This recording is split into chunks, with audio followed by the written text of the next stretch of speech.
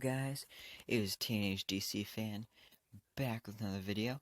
In this video I will be doing an episode review for Krypton, and this episode was titled Mercy. So we start off this week's episode of Krypton in an alternate universe actually, and it turns out that in this one, Lyta and Seg were actually able to bind to each other, and they're having a blast. So, like, they were having their wedding type thing, and, yeah. But then, after that, we're back at the fortress. Seg and Nyssa are trying in vain to scan the universe for their beloved Jor-El. Then they hear a noise coming from the entrance to their cave. To find that it's Jaina and Dev, and they've come to see them. And they're there to help. Well, that's good, isn't it? But then meanwhile, Zod and his weapons expert, of course, his weapons expert, they're hard at work making Doomsday tractable to their wills. But of course it's hard because it's an untamed beast of destruction, so they need something to keep the monster's mind in an impressionable state. And General Zod might have something.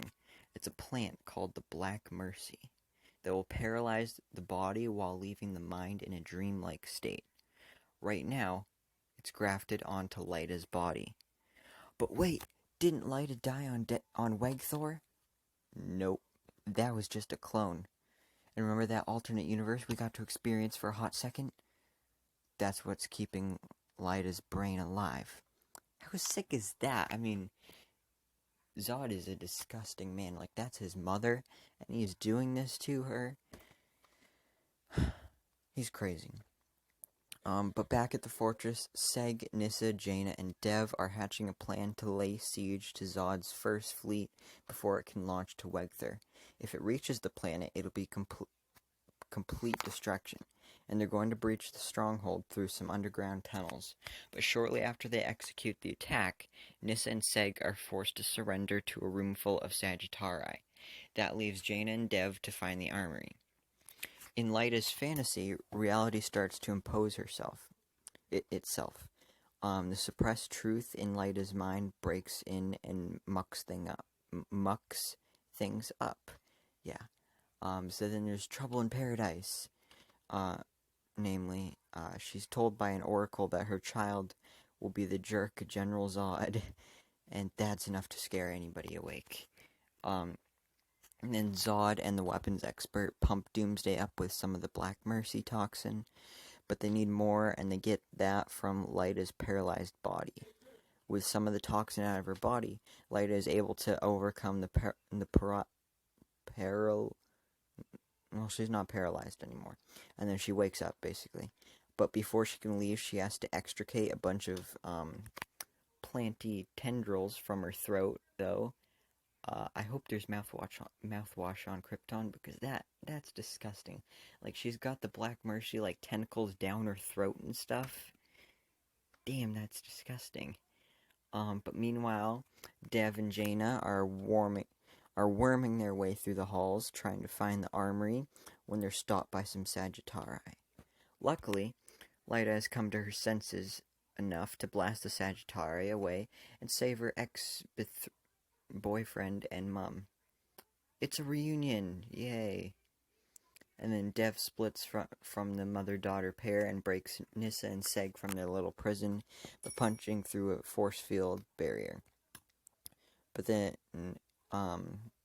Lyta uses her insider knowledge to deactivate the fleet as Jaina watches in awe. Oh, if age but could.